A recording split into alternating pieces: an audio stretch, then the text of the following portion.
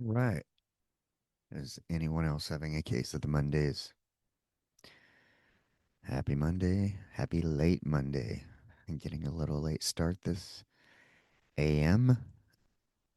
Actually, technically PM. Um, mm, yeah. Happy Monday.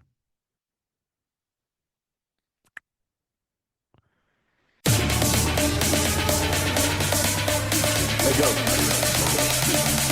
Asteroid of fear.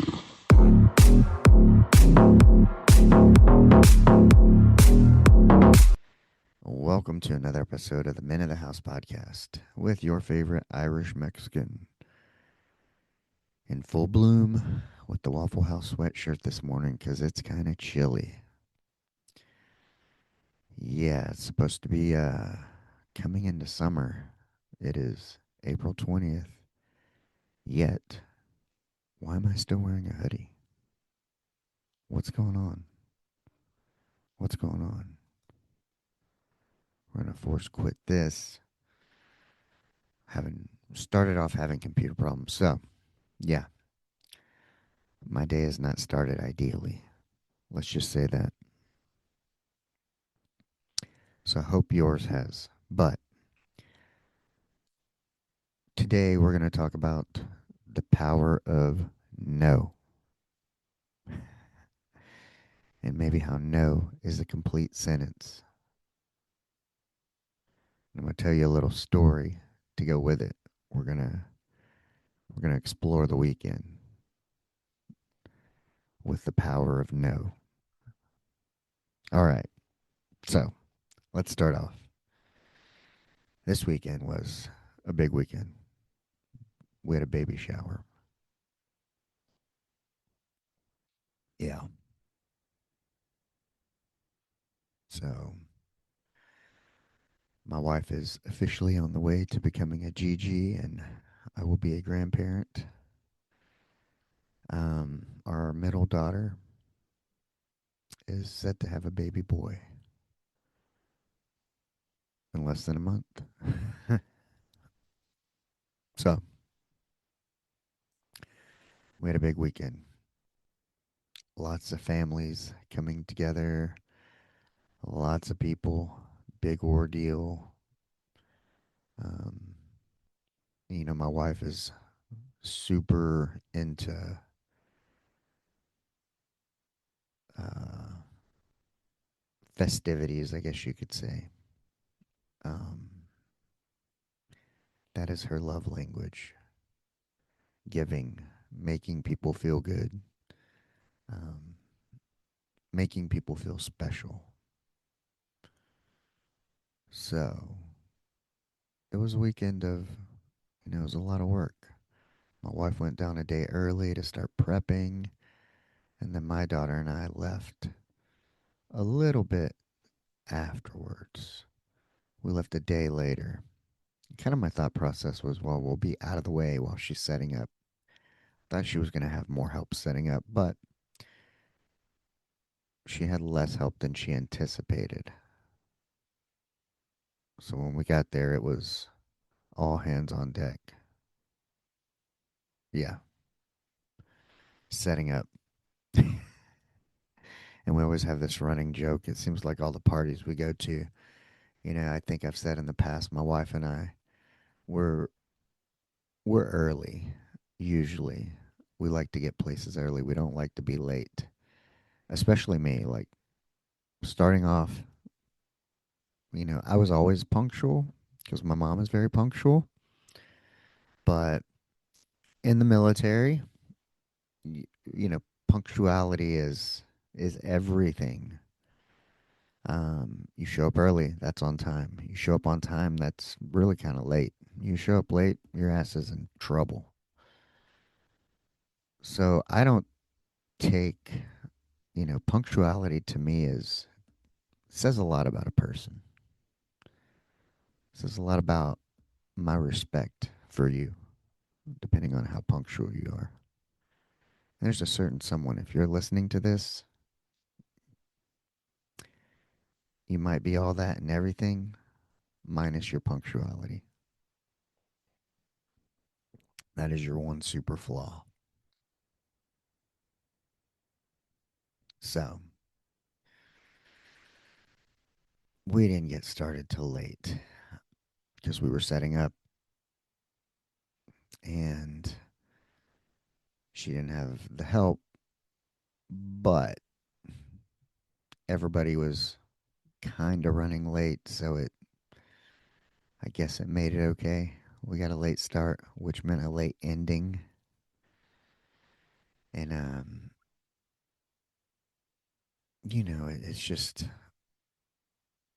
it's a lot. Like, my wife wants it to be perfect, and I have to tell her at some point, like, hey, man, like you can only set up so much, just like you can only at some point with yourself, you have to call it like, hey, I can only make so many adjustments to my outfit, make it so perfect. And at some point, you need to get out there and, uh, if you're the host, you need to be hosting. But, the point of the event is to be present with the people and spend time with the people, interact with the people. And, so it's like once my wife's finished setting up, I have to tell her, like, hey, like, get ready. But, you know, to kind of keep her in line in a way.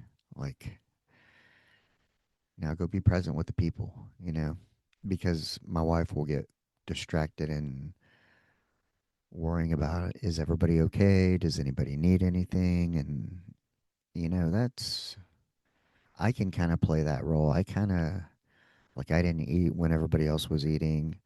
I kind of act more as a sentry patrol, just walking around, looking at little things, making sure where's the trash? Does it need to go out?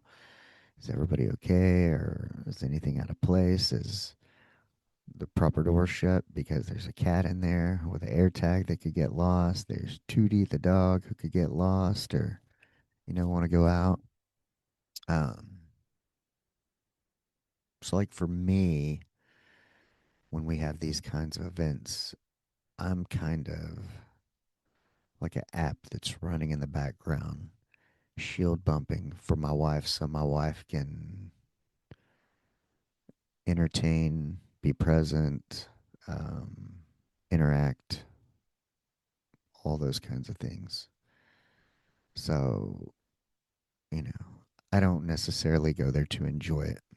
Um, I don't anticipate, like, for me, that's not my purpose, I guess. I see it more as I show up, like, almost like a project manager. Look, what are the big things? And then just offer my wife my assistance, like toting, carrying, lifting. What needs to go where? What needs to happen? And then kind of being the bumpers for her in terms of, okay, this is enough. This is enough. All right, we got to get this thing going. Because there's some people, eh, especially as it relates to podcasting, people wanting to start a podcast, they'll want everything like super perfect before it gets started. And if you wait for everything to be perfect, you'll never start. And so she gets that way. But we had the baby shower, and then this is kind of the part where we get into saying no. So, um, this happened to be the same weekend as the Montgomery County Cookoff, the fair rodeo, and this was kind of what my wife and I consider our first date in a way. Um, we went there with our friend Remy and this girl Brandy, and went to Denny's afterwards. But I would say that was kind of the first night where maybe we were like starting a thing. And so this fair thing is happening the same day as the baby shower, and the baby shower's like 1 to 5, and everybody's going to go to the fair afterwards. But we're debating because it's raining. It's been raining. There's a forecast to rain. It rained earlier in the day, took a break, and then stopped. And so, because we were going to have the baby shower kind of outside, then we had to move into the garage because it was a big garage, plenty of room. But there was this whole back and forth with that.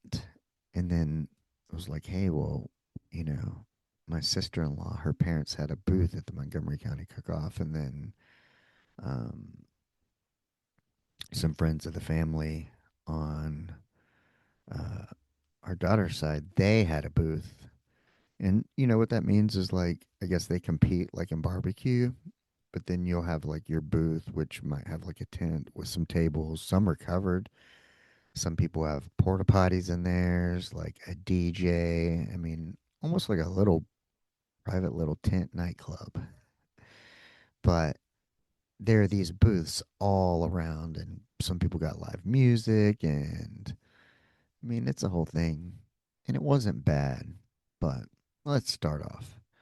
I personally did not want to go. Our plan was we're going to do the baby shower. Now, the kids wanted to go because they wanted to ride some rides, which is understandable. Um, but we were going to have like my brother and sister in law take the kids and they could go visit her parents at the booth and whatnot. And then my wife and I would stay back. My brother in law's where we had the baby shower and get everything cleaned up. And then maybe her and I could just have a moment together without all the noise and distraction because, you have to remember like this day started for her weeks ago. We've been planning for this, taking stuff down as they got their own place, taking loads of stuff, um, diapers, leaving it. And that's why we ended up, you know, with a second load and her going down early. And it's a lot of stress for her because she wants to make it perfect and she wants it to be memorable. Understandably so. And so I thought it would be I'll help you clean and then we can chill out. They'll be at the fair and maybe her and I could watch some TV, have a moment together. But, you know, my wife doesn't do very good with peer pressure. And it was like, well, you should go. Like, you've been doing all this work. You deserve to go. Like, let's take a load off. Oh. Which meant, okay, we're not going to stop and clean. We're going to do this. And there was this whole thought of like, well, everybody will chip in cleaning tomorrow. We got all day. Yeah. All right. So remember, we've brought down carloads of stuff. So my wife and I are going to take the vehicle I'm in, which is packed to the gills with stuff, to drop off to our middle daughter the next day at her apartment. And we're going to take all the gifts from the baby shower over there as well. Um, one group of people ride with my brother-in-law. They have a Grand Cherokee, so there was like 6 or 8 of them in there. And then me and my wife take the car that I'm in. And, they direct us to parking. And we're going to get out and go. And it starts to pour, so we hop back in the car real quick. But because it's starting to pour, it's later in the day, people are constantly going. My wife's like, well, let's try to move closer, get up closer parking spots. And you're like in this field, like a concert venue or fairgrounds. And so we're weaving through, trying to get through. And then we come to this road. it's like a road that divides these fields. And I just know my wife's like gonna tell me like I found a place that was good enough and I was gonna park. It was like right by the road. So when we left, I could just hop on the road and be there. Because my thought process is always I would rather park closer to the exit. So when it's time to leave, you're closer to the exit.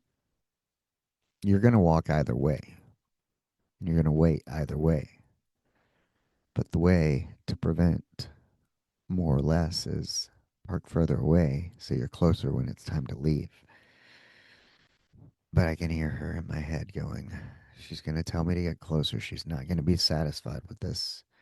And that's that whole like, at what point do you keep going? Do you apply more makeup? At what point do you stop and say, no, like, this is enough? Like, the place is ready enough. I'm ready enough.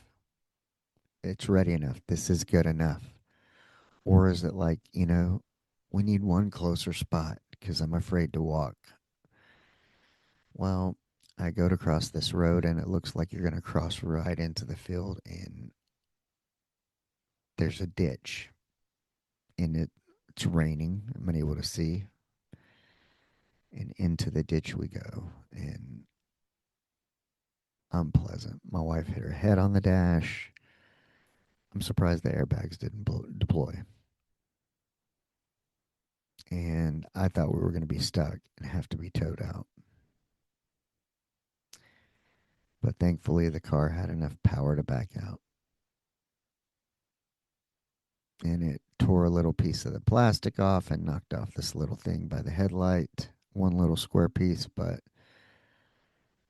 nothing major. So this is the first, like, you know, clusterfuck of the situation. Now I'm irritated and it's like I don't even want to go. But then we finally decide to make a go for it. Like our middle daughter met us there. She had already parked. She's already in. We're like, fuck it. It's raining. We didn't have any umbrellas because this wasn't my vehicle. I keep all my shit in my vehicle and it's on me. I should have packed it. But I had a raincoat. My wife's wearing a hoodie. We make it to the booths where we're going. And then have to go to the other booths. And, this place is like a fucking maze. And even with the map, it's difficult. It's dark. It's rainy. It's wet. It's muddy. It's cold. Um, and you get in a booth. One was warm and completely closed in. Then we go visit the other one. It's open and kind of cold and wet. Find a break in the rain. The kids want to ride the rides. They're able to ride some. Some were too wet, you know. Um, even though it wasn't raining, you go up in the fairgrounds like it's too mojado. It's too wet in Spanish. So, by the end of it, I can remember where one party's getting ready to go. Some people don't want to leave, and we're trying to like collect people between two booths, and we're with the kids riding, and the rides are kind of over, and we're just walking in the cold, wet, miserable rain. We're soaked. My socks are soaked. Feet are wet. Once your feet are wet and cold, it's over. Our feet are muddy. Like my wife had solid white shoes. And, you know,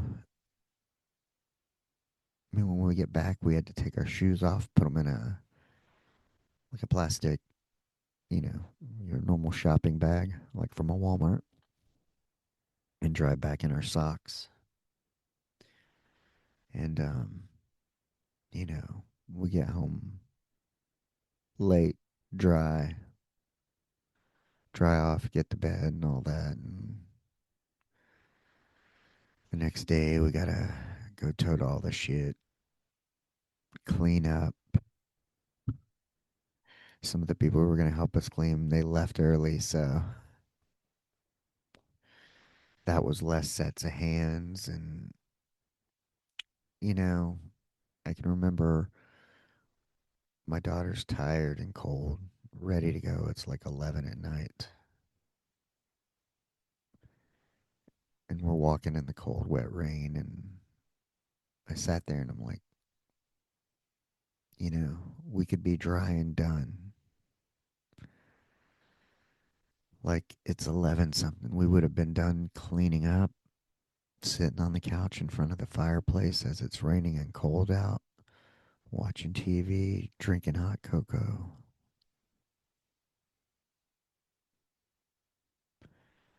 Instead, we're soaked, walking in the rain, in the mud, trying to collect everyone so we can just get home. It was a lesson in fucking misery, is what it was. It was like being in the military. It reminded me, like standing watch on a base and having to walk around in the cold fucking wet rain. No bueno.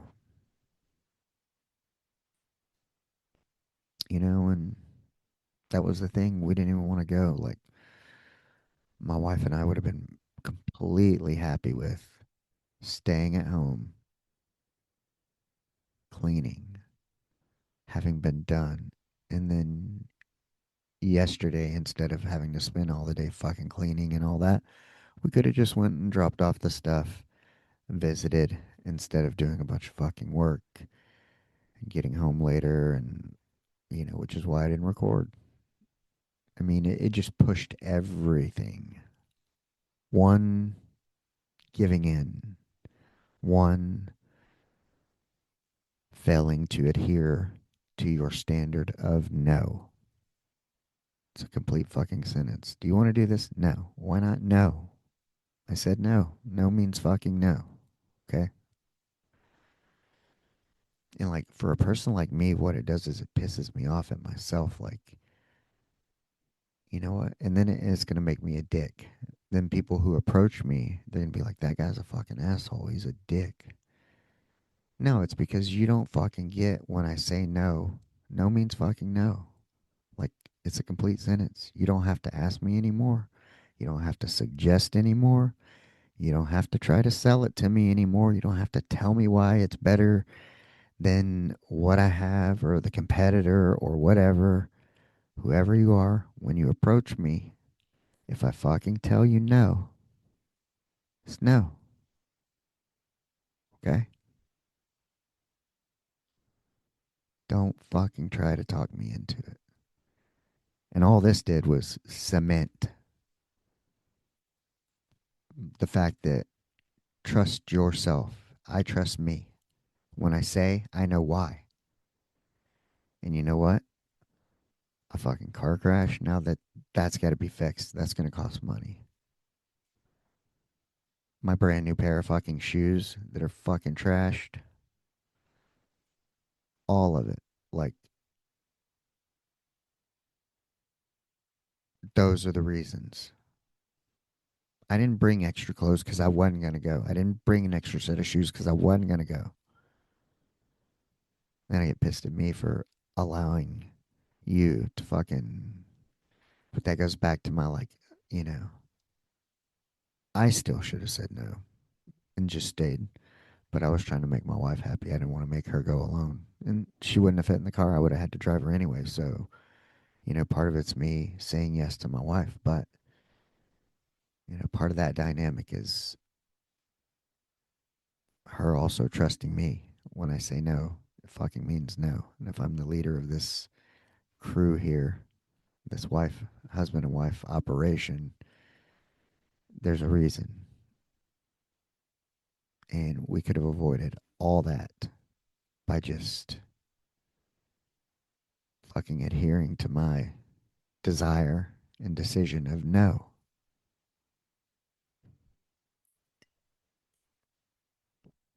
You know, I mean, if half of the arguments we get into are because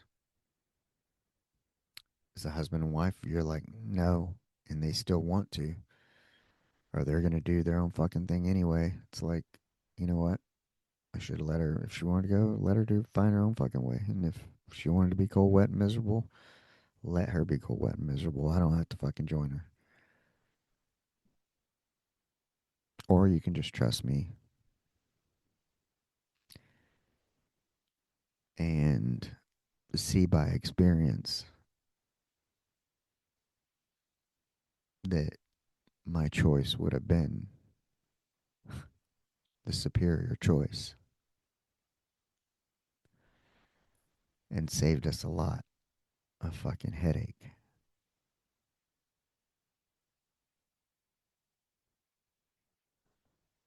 You know, you have to be able to look at third and fourth order consequences,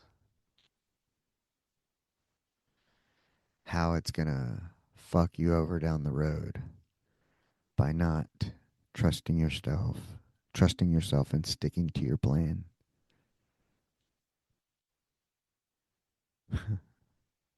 Especially if you're aware and intuitive like I am. It's like, no. Especially like listening to people who aren't where you want to be. Like, don't be listening to other dumb fucks. If they're not where you want to be, don't have the life you want, are not aligned, don't get what you're trying to do, like, why the fuck are you even listening to them or care what they think or understand? You know, somebody like to me, it's like I have an idea, I have a vision of what I want my life to stand for and be about. And a lot of people aren't going to see it, aren't going to get it, but that doesn't matter. I trust me. And my whole life has been about, yes, learning to trust me and learning to say, hey, other people, they just can't see what you see. They're not going to understand. So, of course, they're going to fucking try to derail you. They can't see what you see.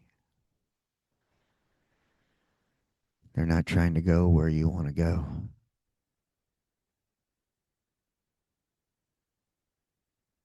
And where I want to go, where I want to get to, sometimes that requires me to say no to certain things.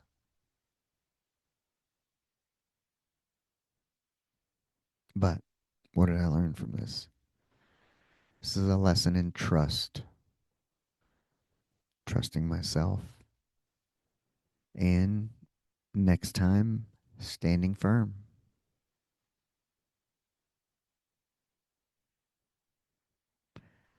Just being like, no, no, no, no, no, no, no, no. I don't care. No. Why not? No. What didn't you understand? No.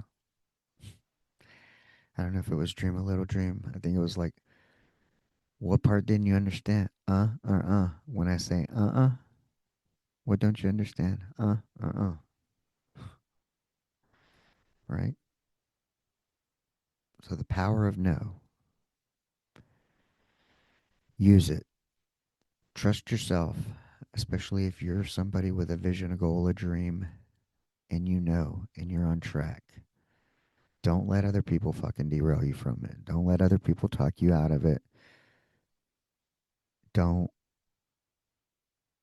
when you know what needs to happen, do not let other people make you feel bad about staying in on a Friday or Saturday night and doing what you need to get done.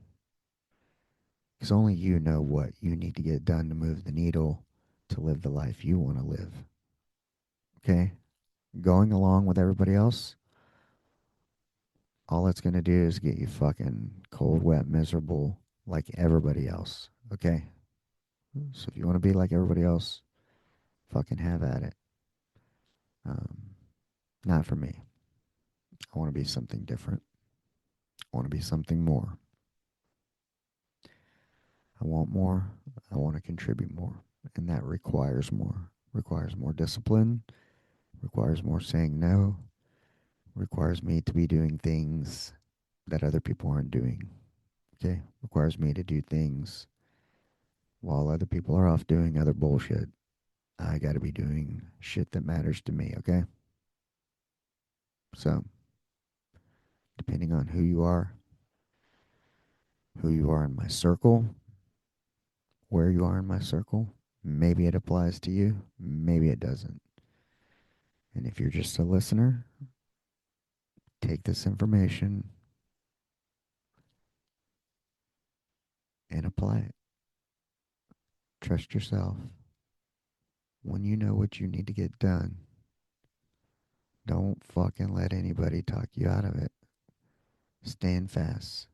Let your no fucking mean something. No means no. It's a complete sentence. You don't need to explain yourself. Okay? The power of no. All right. I got a busy day ahead, so wish I could stay and talk more, but I got things to do. And until then, go out and be the person that you want to meet. Peace. Hey, go.